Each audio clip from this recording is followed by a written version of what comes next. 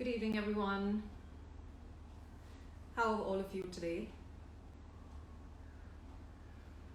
Today, my guest is Murali Kartik, and he will be joining us very shortly. Okay, he's already here. This is the most prompt guest I've had in this live series.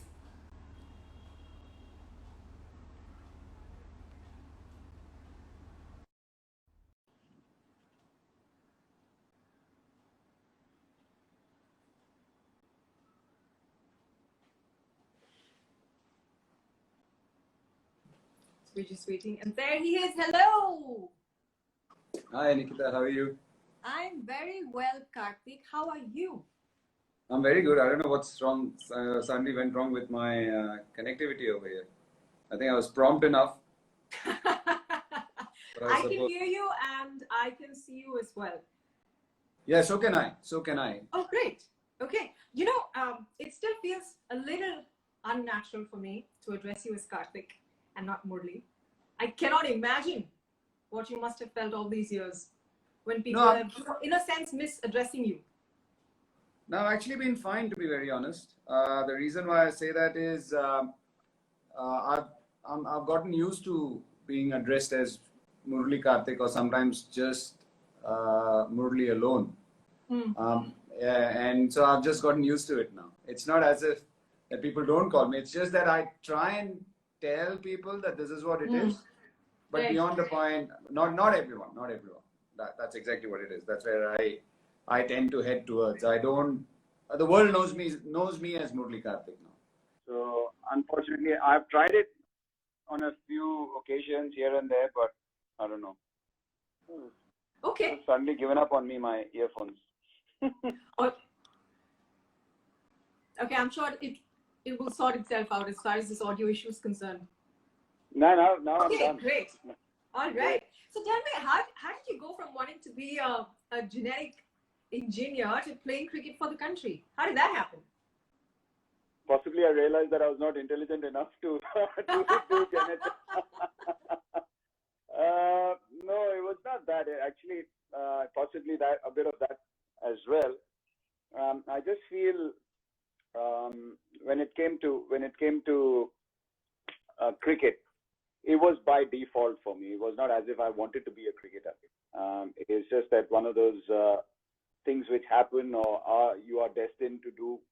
I just ended up going into a coaching camp which my father asked me to during the summer months, and I was 12 years old at that point of time. So I just went there and it just kick-started my cricket journey, so to say. I did play for my school team, and that again was a chance thing because the school captain said, "We have seen you during games period. Can you just come and join the team?" And I just played one game. We were not good enough. The school team wasn't good enough as a school team at that point of time. So we were just routed and lost in that first game and thrown out of the competition. But for me, my attending this cricket camp, my 2 months there, and then getting picked into the Tamil Nadu under 12 standbys. I was not in the team the first year, and I was 11 years old at that point of time. 12 years old at that point of time. So the very next year, I got picked for Tamil Nadu team. So that's how it happened for me. So this reminds genetics went out of the window then. Genes, or I should say jeans went out of the window. The only jeans were my jeans, trousers. This reminds me a little bit about my journey as well and how the Miss India happened, because I was very good in academics and I had thought that I'd probably get into medicine, follow my father's footsteps, and then it just so happened that I entered one beauty pageant, and then from there it went on to 3, 4, and then finally the Miss India. So it just reminded me of what happened with me as well way back when. The idea of this chat is not to focus on cricket, but I have to ask you, what has been your career best moment? I mean, was it in Mumbai against Australia in 2004-05, or did you have another career-defining moment? See, generally people would tend to associate yourself with what you've done for India, so to say, and obviously no no bigger happiness or feeling than representing your country. And I would say in any walk of life, it's not just about cricket alone. Cricket gets the maximum eyeballs, so people tend to concentrate more on cricket. But to represent India or represent your country in any walk of life is a big feeling. So anything you do well at that arena or in that arena, you feel or you tend to talk about. But I would actually say something different. The team I played for, the team I played my first class cricket for, from where I got picked for India, we were the most unfancied side in India. So I used to play for Railways. I worked for Railways for a very long time. And I would say that winning the Ranji Trophy for the first time with them, because the previous year we thought we were cheated out of the final because we reached the finals the previous year as well. And it was against the same opponent that we felt we should have won. And there's a few things which happened which I don't want to go. And we lost that game, the finals. So we were all very hurt, and possibly karma that God decided that it's the same team you're going to meet next year. And literally it was a very emphatic and a very convincing win for us. So winning the Ranji Trophy, where we had no star players and we had no facilities compared to the other big state sides, I think was possibly one of the biggest things I felt. Because I won a few competitions with other teams, but winning this with your first class team, the team which gave you everything, the team which gave you the stage to perform, I would say that was possibly the crowning glory of my career, because and we ended up winning it again, and we ended up winning a few more competitions in the next 2-3 years, but winning that first Ranji Trophy, which is the biggest thing in India, was outstanding. You know, you've like you mentioned, you've played for the Railways, you've played for India both on the domestic and international front, as well as for IPL. Now, IPL, when I think of IPL, I remember when it made its debut, it completely transformed the way that cricket was viewed, especially in India. It sort of gave it this entertainment sheen. So as far as the audience is concerned, it suddenly adopted a slightly fancy lens. Now, for you as a cricketer, how different was it? Because from the audience, we've got a certain perspective and the way we view cricket as well as IPL. But someone who was really in the thick of it and playing the game, at the end of the day, cricket is cricket. How was your experience? Did it change anything for you? It did, because what happened was that you've got always a sense of identity towards the teams you play for. So when you're playing first class cricket, or even at a domestic level, when you're playing age group cricket, you always associate yourself to a state. Because say if I'm from Delhi or from Bengal, you end up playing for that state. So there's a huge sense of identity which you have. And so is the case when you represent your country, because there's an identity to it. But suddenly over here, the first thing which hit me was, you've heard of slave trade or whatever. When the first time the auction happened, you were all wondering, wow, why would players go on an auction? It was as if, boli lag rahi hai inki. So you've never thought of yourself. Nobody put your name in the ring, and people are saying, and people are lifting as if you're an auction item or you are going. Yeah. So that was something which many of us found very interesting, because it's a different thing getting selected on the basis of your merit or whatever, and suddenly you going into a ring or into a big huge hat, and then people literally deciding how much you should get, because all of us, we generally, when we play, we get the same fee to play. It's not as if that it's differentiated upon. So that was one thing. Secondly, no one had any idea where you would go, so it depended on the auction. Yeah, I could be from Chennai, but I might be playing somewhere else. So that sense of identity is tough, because again, we had huge squads. Generally, we have a squad of 15 in cricket. These squads were huge, 30, 33. So for us to go there and instantly gel with foreigners and the overseas players, and also win the confidence of that respective city or whoever, was not easy. Because it could be that people from that city literally hated you when you were a cricketer, and then you've been, unfortunately for them, you've been picked in the auction.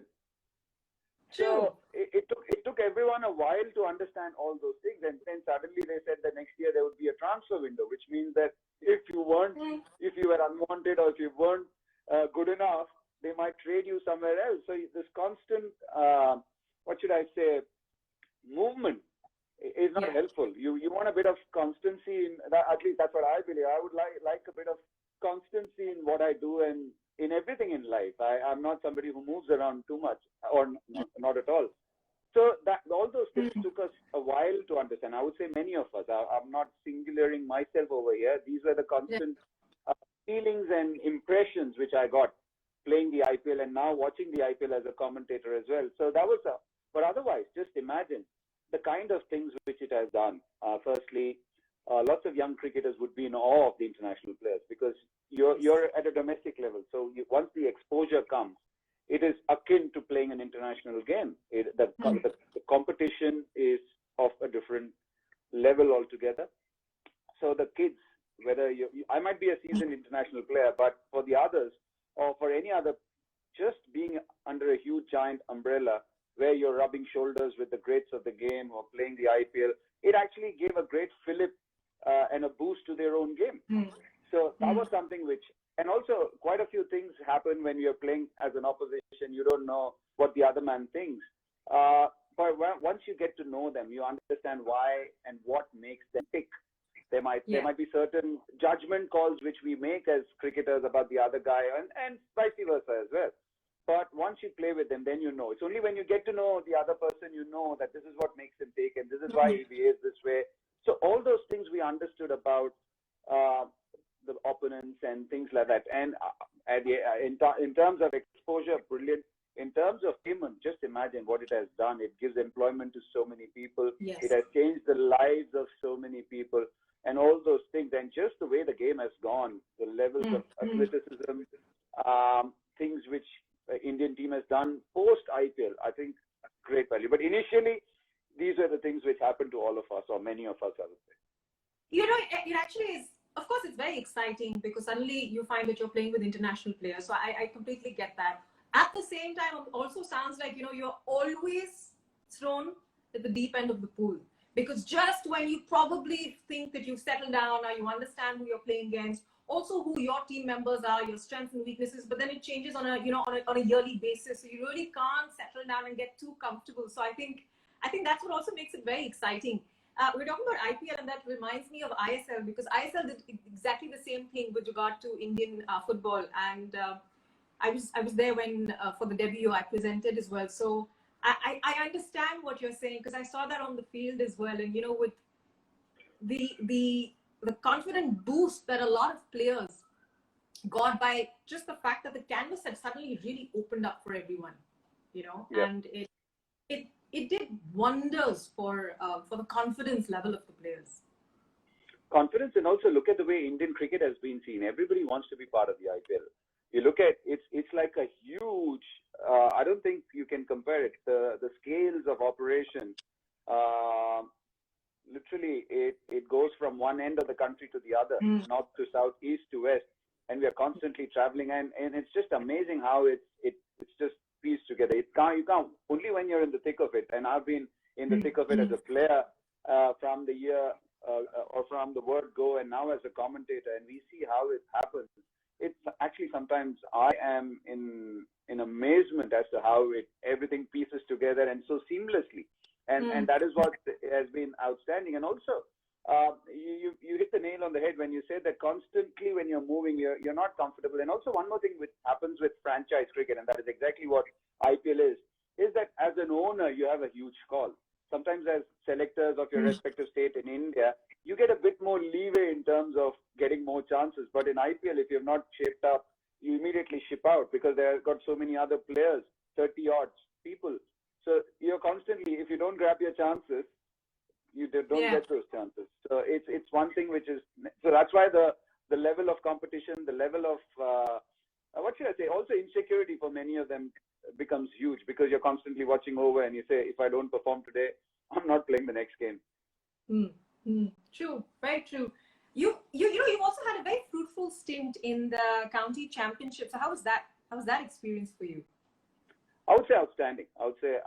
It actually told me what professionalism was because in the larger scheme of things, in India, we still aren't professional cricketers. Yeah, we're seen as cricketers, but that is not our profession alone. So, like, I was employed with Railways. There are so many guys who are employed with Air India, ONGC, India Cements, you name it, Metro Rail, different Sungrace, Mafatlal. So we're all employed at different places. So that's where our monthly salary comes from. But what happens in England, Australia, and other places is those guys are professional cricketers. That's what they do. That's how they earn their livelihood. So once that happens, the things demanded, and in every county, you've got only one overseas player or a couple of one overseas player for the majority of it. So the things expected out of you are a lot. And literally, you might be an Indian player, and I've just finished playing for India, and I'm heading over to England to play county cricket. But it doesn't make any difference to them. You could be Tendulkar, you could be whoever. But once you don the Middlesex jersey or the Lancashire jersey or Surrey jersey, the things expected of you are completely different. And that actually taught me those 9 years. And the very first year, in fact, it told me the things I needed to be to succeed. Or you could have had a hard day playing, and once you finish, if the member walks up to you and wants to talk to you, and you might not be in any mood to talk to him, you might have had a good day, a bad day, tiring day, but you are expected to be as affable and as gentle and as normal as possible. And I think those things are tough for a cricketer, because sometimes you're in your own world, you're in your own bubble, you're so caught up with your own performance and doing well with your own reputation at stake that you don't realize these things, but it actually teaches you.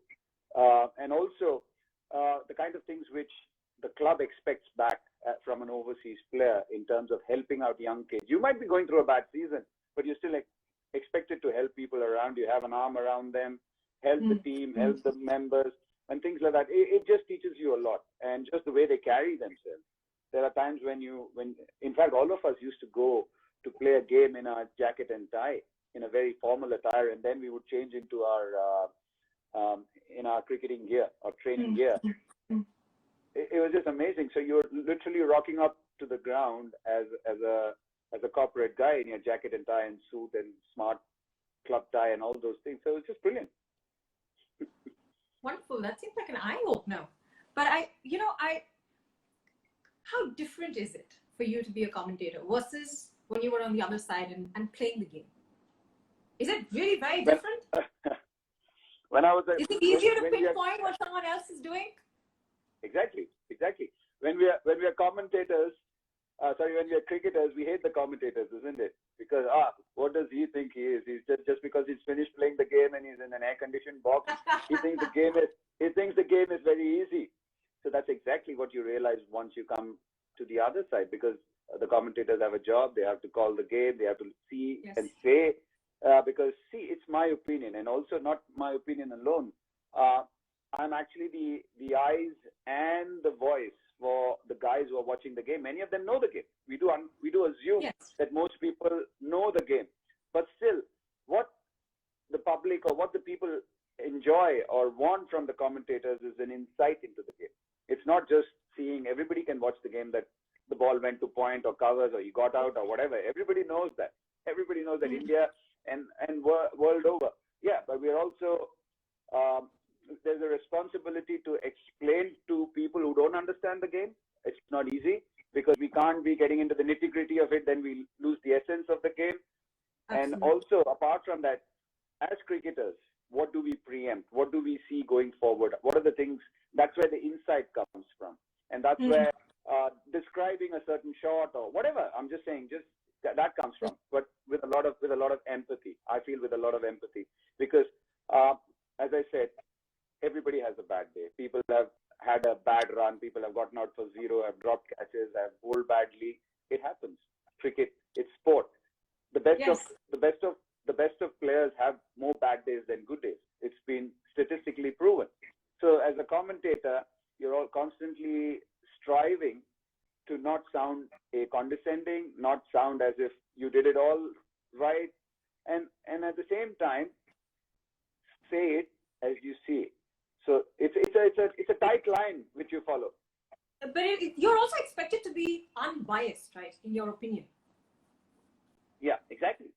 That's what I'm saying. So there are times when, see, whether you call it bias or say if I feel, okay, Nikita is a very good player. It's in my head that Nikita is a good player. So obviously a commentator is going to talk about it. If somebody thinks that, oh, he's got a bias towards Nikita or a bias towards X or a bias towards Z, that's not right. You have to explain why you feel that person is good. That comes with the profession. But yeah, look, it's a tightrope which we walk. You're not supposed to sound too condescending, as I said, and flag anybody off, because it's a tough game. It's a tough game. People go through lots of emotions. And again, sitting afar, sitting possibly 70, 80 meters away from the thick of the action, you see things differently. Your own experience teaches you certain things and has taught you certain things, and you react because of all those things. And that's why you are a commentator. That's why you've got... It also allows you to be objective, right? Which is the point. An objective view and present that to the world. 100%. And that's why people don't enjoy anyone who's slightly biased or slightly agenda-based. So that is why you need to be very clear as to how you want to be as a commentator. Your style of commentary obviously is individualistic. Yes, it's a tough one because there needs to be a certain baritone to your voice and your coherence in thoughts, how you come across on the mic. Because at the end of the day, आप अपनी आवाज की खा रहे हो. That's exactly what it is. So it's an interesting one. It's a beautiful one because you're constantly trying to get better and not trying to sound monotonous and not bore people to death. That's also there, so that they don't cut you off and go away. And also, you're still part of the game. You know, how beautiful is that? I mean, you're still involved in the game. You're still very much a part of the game. That's 100%. beautiful.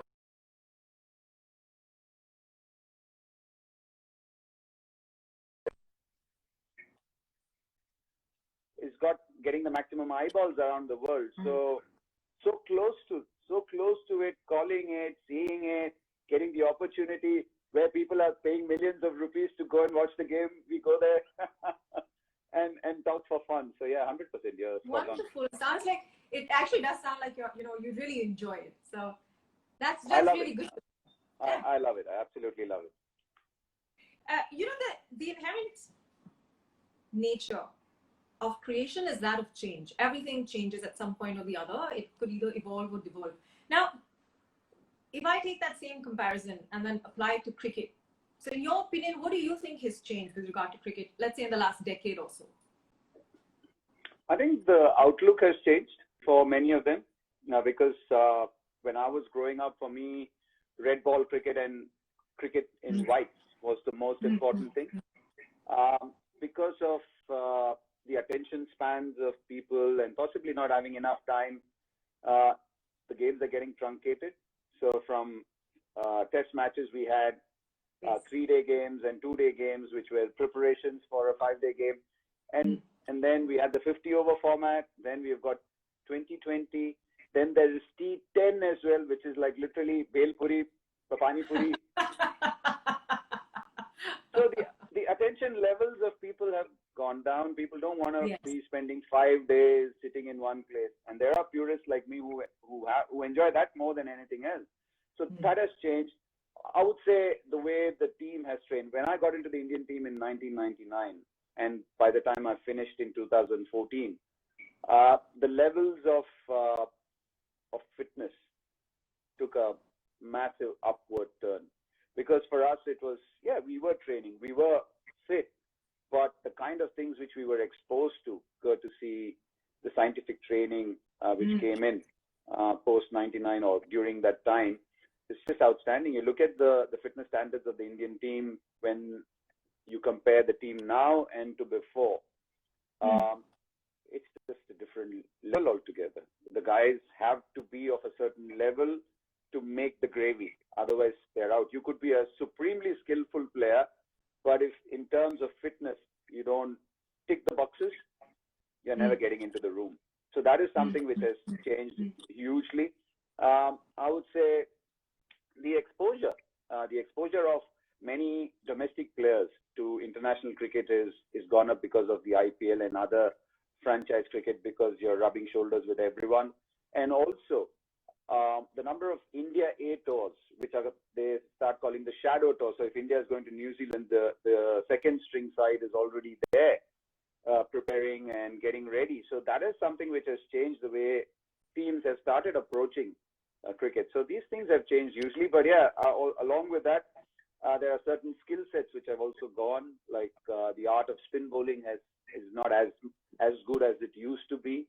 You look at the kind of spinners India has produced, and otherwise as well, it's just a different level. The art of test match batting has gone down because people are not as patient as before. There used to be timeless tests. So literally, for many people, it was boring, but now it's like instant. So you still have results coming in.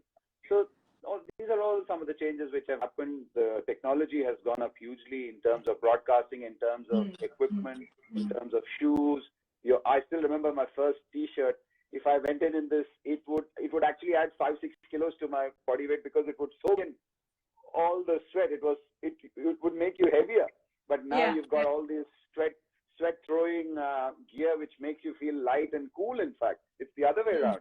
Yeah, a huge change has happened in the world of sports and cricket per se. Wow. I have a favorite question. But one thing I would say, Nikita, is that people always say change is constant, and I know you're of a spiritual bent of mine. For me, change has to be for the better. Then I understand change. Change can't be just for the sake of change. I know everybody is changing every day, or things are changing every day. But any change, if it's for the better, I feel that is good, is what my belief is. No, I completely get your point. I mean, the point is that you would embrace it. You would appreciate it if it's obviously for your benefit. That point I completely get. But that notwithstanding, Kartik, my observation is that whether you want it or not, there are a lot of people who are resistant to change. So the reason why I also ask you this is because obviously there are going to be some changes which you really have no control over. Some, of course, which, just completely transform. If you're talking about cricket, they're going to just absolutely transform the game. You spoke about broadcasting, you spoke about every minute little detail. And, with technology, there are always advancements.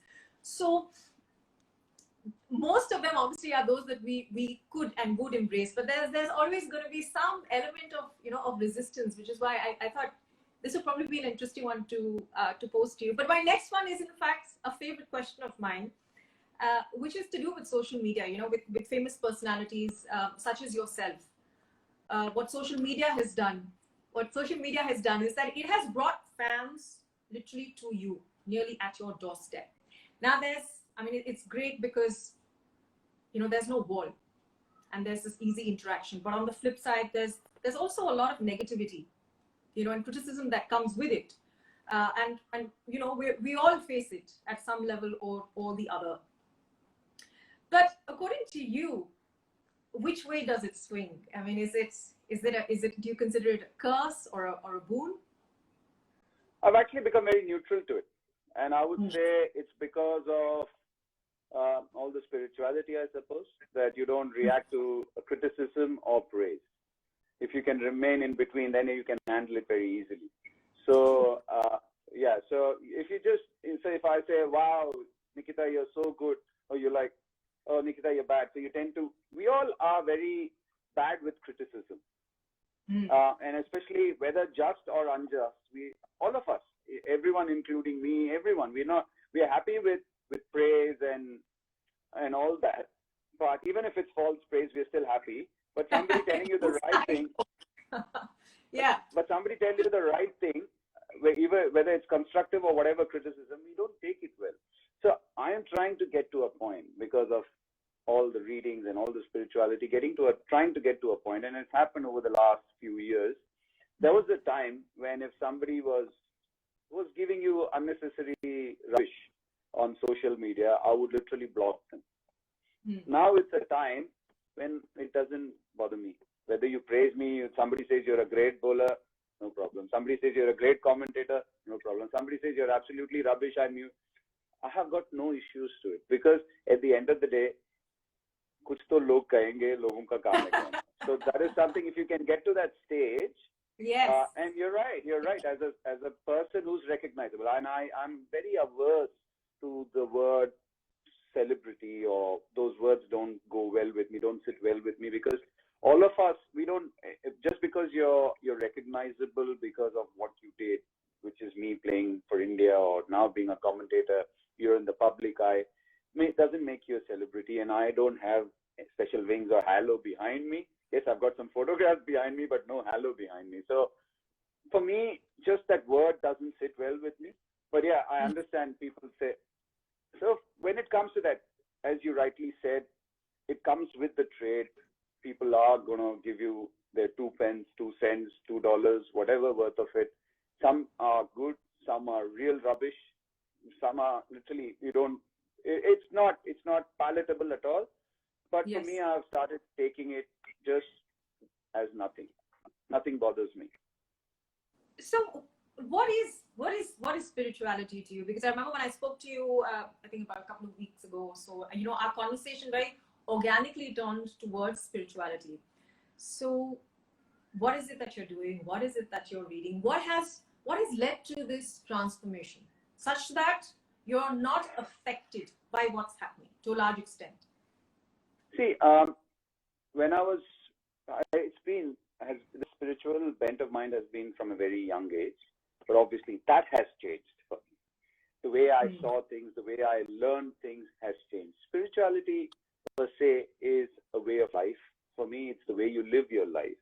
It's the way you live your life, or you're supposed to live your life. Many people might not agree with it, but it's the way you're supposed to live. When people say, oh, he's such a humane person, I'm really sorry.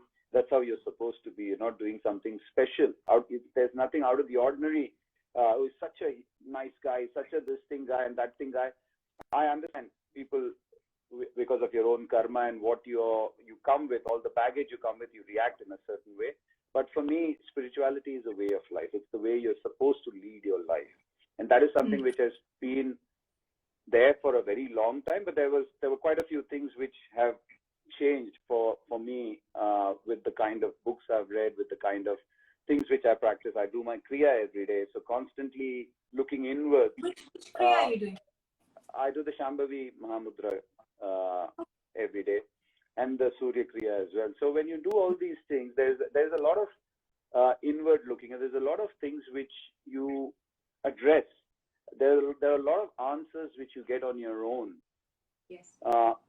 And also I feel, and see, all of us, when we do something, our conscience is our biggest teacher.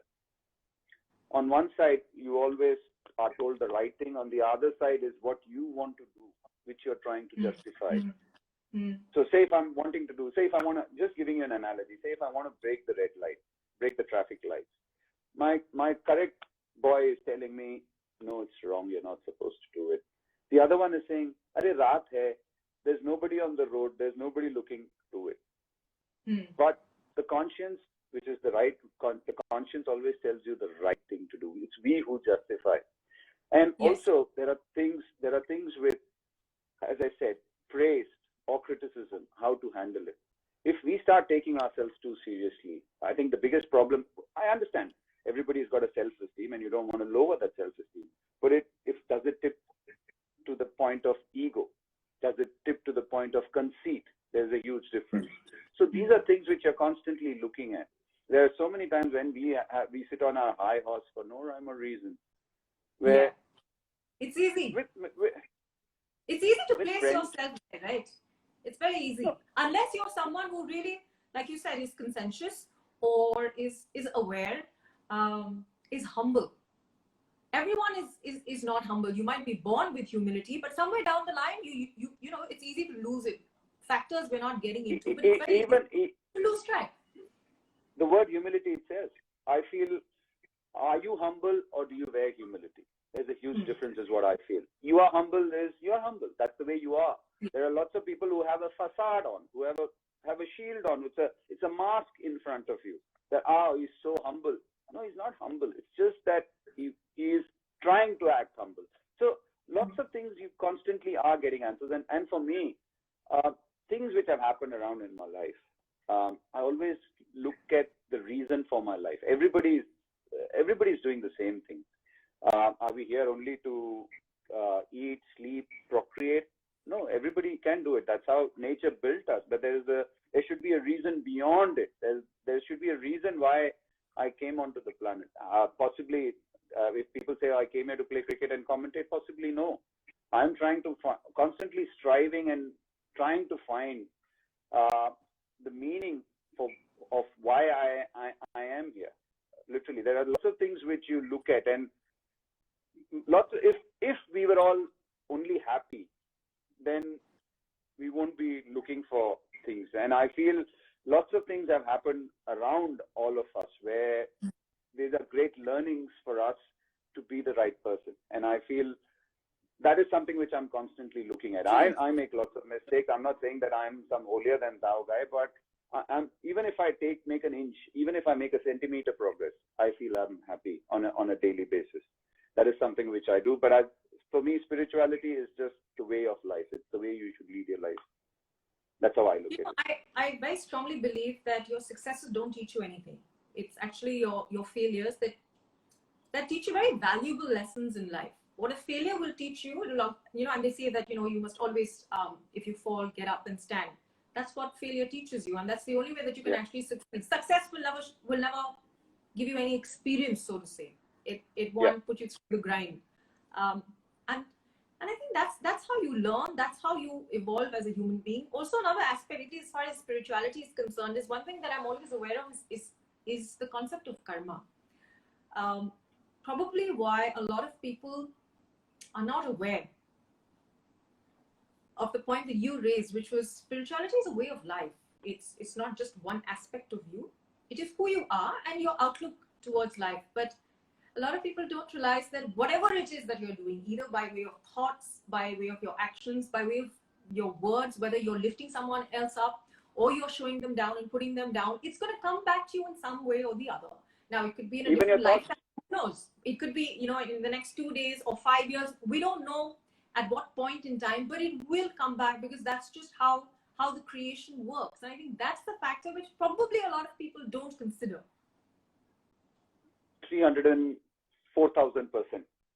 I couldn't get the exact number, so I just look, including your thoughts. That's what I was trying to say, including your thoughts. That's why people say keep your thoughts clean. Yes. That's why people say keep your thoughts clean. And for me, you're 100% right. I'm glad you opened this subject up, because anything, for me, I look at it in this way. Any suffering which I get, whether it be on a relationship front, whether I'm having some issue with my father, my sister, my brother, my wife, anybody on the planet, which hurts you, whether you have issues with your work, whether you have issues with anything, I just feel I am clearing my karma. This is a suffering which I was supposed to get. I don't take it as why am I getting it. I always take it. Yes, a part of it initially hits you as why is it happening, but then immediately your learnings, your teachings tell you that you are clearing your karma. You are possibly, whether it is prarabdha karma, whether it is the sanchita karma, whether it is the kriyaman, whatever. Obviously, kriyaman is going to happen later on, but it's not now.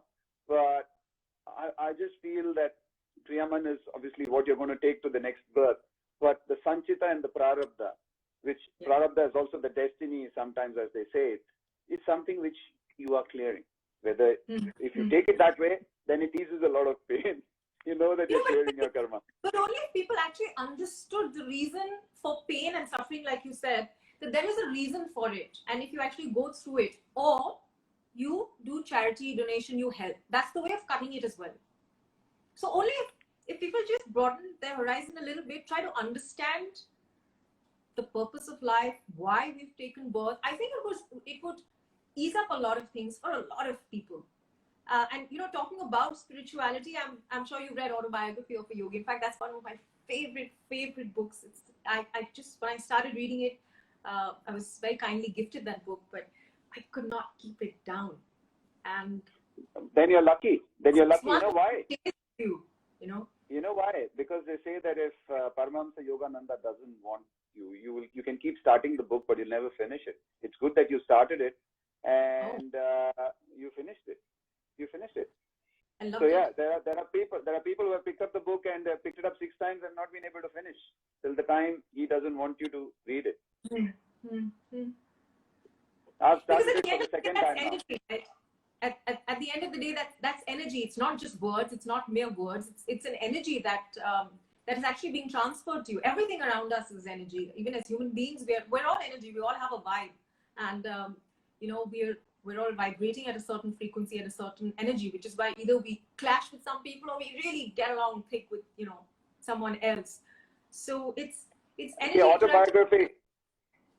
autobiography of a yogi taught me so many things and gave me so many answers which I was looking for. It's unbelievable, because when my maternal grandfather died, I was not next to him. I was in Hobart in Australia playing for India. When maternal grandmother who brought me up, when she passed over, and I was very close, very, very, very close to her. I was in the middle of a county game in England. When my mom passed away, I was again not next to her. And these three people, and I was constantly thinking, God, why wasn't I next to them? Why did you give me this pain of not being next to them when they passed away? And in the autobiography of a yogi, he talks about divine grief. He says, if you're not next to your people who are closest to you, it's God's way of keeping you away from that grief. Yes. It's divine grief. I was like, that's when I got the answer. So there's so many things which because we as human beings think a lot. We do think a lot. We are constantly looking for answers. And when you get those answers from spirituality and from books like this, it's just a different feeling. Wow. It just, you know, even just talking about autobiography of a yogi, it transports you somewhere else, to just like a, you know, a different realm. Absolutely. And it's just so positive. Okay, let's come back. Let me ask you some more questions then. You know, I also have a couple of questions that people have written in, and I'll come to those in a bit. But before that, I just want to ask you that what has kept you occupied during the lockdown? Because, you know, of course, the lockdown has been tough on everyone. Some people have taken it in their stride. Not for me. Not for me. I'm so happy. In fact, I've gotten used to it. I feel if somebody says go out, I don't want to go out. I'm happy being at home. I'm being happy. And I had no idea that you live across. I had no idea that you are on the 4th floor just across. And it's only when my wife told me that I realized. For me, it's just been, look, I've done a lot during the lockdown in terms of being able to read books. I don't know whether you know of a book called the Sai Satcharita. Sai Satcharita, yes. So Sai Satcharita is Shirdi Sai's teachings. Okay. It's close to 900 pages. It's like a Bhagavad Gita. It's a Bhagavad Gita. Okay. Because the way... Maybe I can borrow it from you since I live right across once you're done with it. I'll get it for you. You're not supposed to borrow it. You're supposed to gift it. So I'll give it to you. That's even better. Yeah. So 900 pages. And it was my dad who said, I started it again. Shirdi Sai Satcharita is another book. If you're not destined to read it, you don't read it. So I started it once and I couldn't finish it. And my dad said, lockdown, why don't you read it? I started reading it and I'm reading it for the 4th time now. I've started it for the 4th time. And it's 900 pages. So it's a big book. It's a big boy. Yeah. That is something which I did. Watched a lot of Netflix. And I'm somebody who's a homeboy. I don't like going out too much except for the golf course, which again I didn't mind. Finally, I thought that if there was going to be lockdown, obviously I can't go and play golf. But even that didn't bother me. I was so happy being at home, because for me, when I looked at it, again, the question of gratitude, that God has given me this house. God has been kind enough to bless me with no shortage of groceries or food or shelter, whereas the others are suffering out on the road.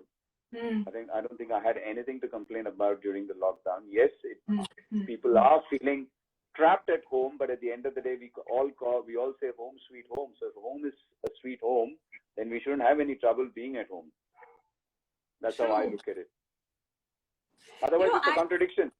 Otherwise, it's a contradiction and hypocrisy from everyone. I completely agree with you.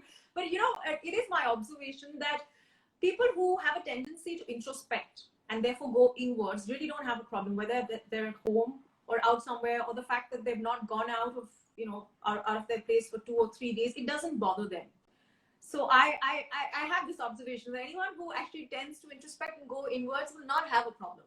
being home. And at the end of the day, that's your safe home. That's supposed to be your most comfortable place. Why would you feel trapped? I am my best company. If I'm not unhappy being with myself, then there's a huge problem with us. True. This is my body. If I can't live in it, then there's a huge problem with it. True. I mean, I'm glad at least someone is, is saying this, because I am of the same belief. I completely See, agree. look at my wife has chirped up and she says, "Why don't you grow your hair?" Because it doesn't grow any longer. Yeah, I knew she would come. I knew she would come at some stage. Because I think she keeps meeting your dad on a regular basis. Yes. So I've heard. Yeah. So I've heard. Okay, I think I should just probably ask you. We've got about 15 minutes left till this call will automatically get disconnected. So let me just get down to it. Most favorite question for you is, what are your top 4 predictions for IPL 2020? Oh, you're barking up the wrong door, because I've never been a crystal ball gazer. So I've got no idea. Never been. Even if you put me as an analyst, and I would always walk out, because see, it's such a what should I say, volatile game and tournament, that there are people who have not hit the ground running and they've still managed to win the tournament. Yes. So yeah, the teams like Mumbai have struggled upstart and then still managed, and there are teams which have gotten off to a great start. I remember playing for RCB one year and we won 8 out of 10 games, and we needed to win 2 more games to reach the playoff, and we couldn't win those 2 games. So things like that also happen, or 7 games. It is very unpredictable. Yeah, true. Very unpredictable. These are the questions that everyone really wants to know. This is what we are asked. This is what he said. Let's see now if I would say Mumbai should be there. Chennai will be there. Which are the other teams? Dark horses. Possibly Rajasthan Royals is a dark horse, and I would think they should be up there. Sunrisers Hyderabad. How about that? Okay, well, I mean, there you have it. I've just. Yeah. Anyways. Okay, someone else has asked that, why haven't you applied as a bowling coach for any country? I don't know where these questions come from. But, yeah, because once you're finished playing, so these are the questions that come to you. Look, to be a bowling coach, and people have asked me this question, bowling coach means I'll have to leave my home and go away for long periods of time. At the moment, and during the first part of our conversations, it has been emphasized how much I love my commentary and talking about the game. So it gives me to live my life. It allows me the freedom to live my life as well, which is be back home. Whether I do anything at home or not is immaterial, but I'm back home. I can play golf. These are the 2 things which I really enjoy. Beyond that, I'm not, as I said, I enjoy people whom I'm comfortable with. But when it comes to bowling coach, I need to be out with a team, whichever team, for 3, 4, 5 months. At the moment, I'm not saying never say never, but at the moment, I've never thought about being away for such a long time. I've lived away all my life. There are lots of sacrifices which you do as a sports person. You don't see birthdays, as you saw that I was never there for my people who passed away, some of my most important people who passed away. So you hardly have anything. In fact, even my own wedding, we didn't have a reception because I was going to Sri Lanka the next day. So things like that. So I don't. The latter half, that part of my life is over now as a cricketer. So for me to again get into that and travel with the team, nah. But I do help young bowlers, whoever looks up to me or comes to me with open arms. I help them to the best of my ability. But to do it as a coach has never gotten to me so far. Fair enough. I think that makes a lot of sense. Okay, a fan of yours wants to know the secret to your fitness. My fitness? Yes. Gluten-free, lactose-free diet. Really? So that's exactly what. Yeah, because I'm intolerant to both. So, and I've stopped working out. I feel if I have to go into a gym for 2 hours, might as well go to the golf course for those 2-3 hours. So possibly that is my fitness. My wife is into huge fitness. I'm not. Nothing. But yeah, I'm not a big eater. I don't eat. I'm not a foodie. So that helps me. not as if I crave sweets, I crave different things. I'm a vegetarian. I've always been a vegetarian. So that is one thing which I always advocate to people.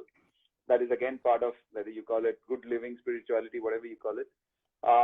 And apart from that, why? the last. I'm sorry, I'm interrupting, but why would you advocate it as part of good living, like you said?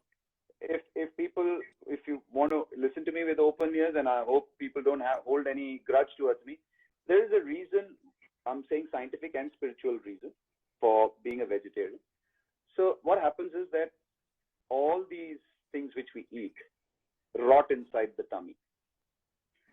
Once we put anything inside, ingest, there is a enzyme called sialin which breaks it down. So by the time you munch it, the way you munch it, quite a bit should be ingested and digested before it goes past your esophagus.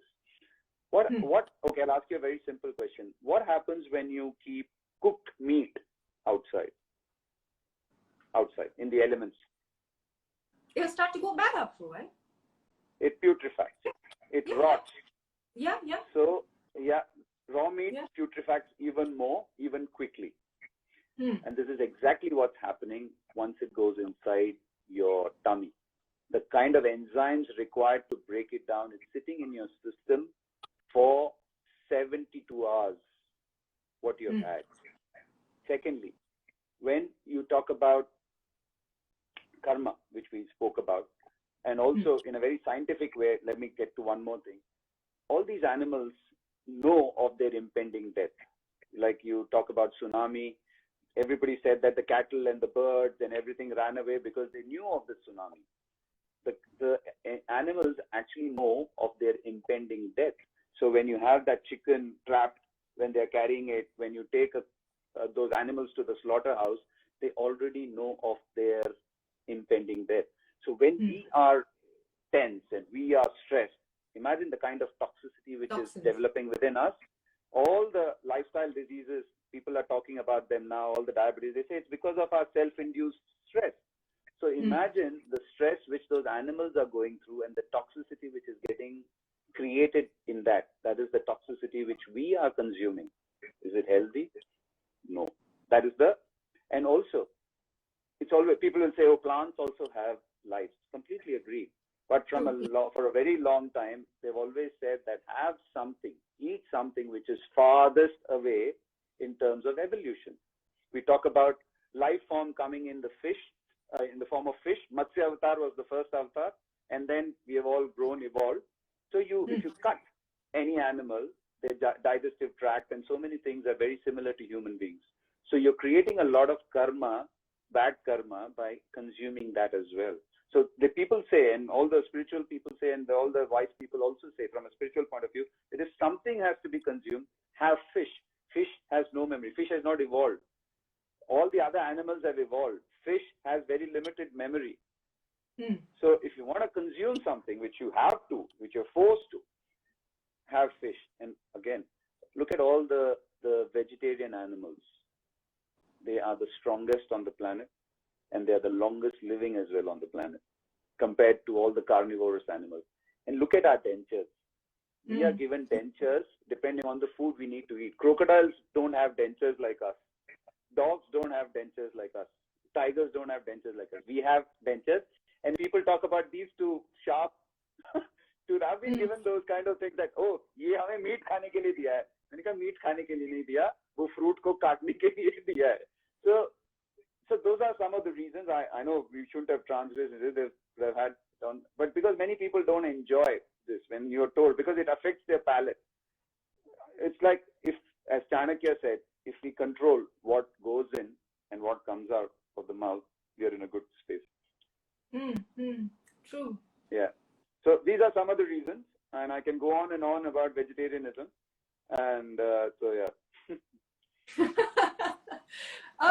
The thing is that with this, I refrain from giving my opinions because not everyone is receptive to it. Like, I mean, let's just put it simply as, not everyone. No, but is. okay. So, do you have a dog? Not anymore. But do you like dogs? Yes, I love dogs. Okay. So, when we talk about killing an animal, we are unhappy with killing a dog because it's your pet, but we are happy with killing something for the sake of our food. Those animals also have mother, father, brother, sister. And again, the kind of problems we are facing in the world is because of non-vegetarian diet. It's not because of fuel guzzling machines. It's because of the livestock, because of the way we are killing animals. That's why you hear so many people saying that the planet will heal itself if animals go away from it, not the other way around. Not if the animals go. Sorry, the human beings go away, not when the animals go away. So we've seen that already in the lockdown. The planet is healing itself. Yes, we have. Absolutely. It's just when when human beings were forced to retrieve and stay at home, we suddenly started to see clear blue skies, and there was the air suddenly cleared up, and there were pictures, I think, across the globe as well, where marine life suddenly, I mean, we could see marine life, which we probably hadn't for I don't know how many decades. So yeah, I mean, I'm with you as far as that is concerned. And we've got to stop this selfish approach that one has adopted over the years, and thinking only about yourselves and your immediate family, and you've sort of alienated nature and creation, and you can't, because you're part of it. Yeah, and for me, it's gotten to a stage where I just tell people that have vegetarian food just for your health, and also you're a lot more energetic. Whether you want to live long or whatever is immaterial, it's just that, see, you're caring for an animal. You don't have to kill it to eat it. It's as simple as that. We've got enough and more. And again, people have asked me, oh, you're a sports person, so what about protein? There's more protein in vegetarian diet than non-vegetarian diet. And the example is within my house, because my wife is a non-vegetarian. Not that we cook at home. When she goes out, she eats. So I've got more protein. We did a test, and I had more protein in my body than she had. Okay, that's you being scientific there. Kartik, it's been an absolute pleasure having this chat with you. We've just got 2 minutes left, so I think this is probably an opportune moment. Otherwise, suddenly in between Instagram might just cut this conversation. So thank you so much. It's been wonderful speaking with you. I've really enjoyed getting to know your insights, also about spirituality from you, because that's obviously something that I really agree with. So thank you so much. Thank you. You're welcome. And the Sai Satcharita, it is definitely something which I'll give you. I look forward. Thank you so much for that. Thank you. Cheers. Bye. Cheers. Thank you.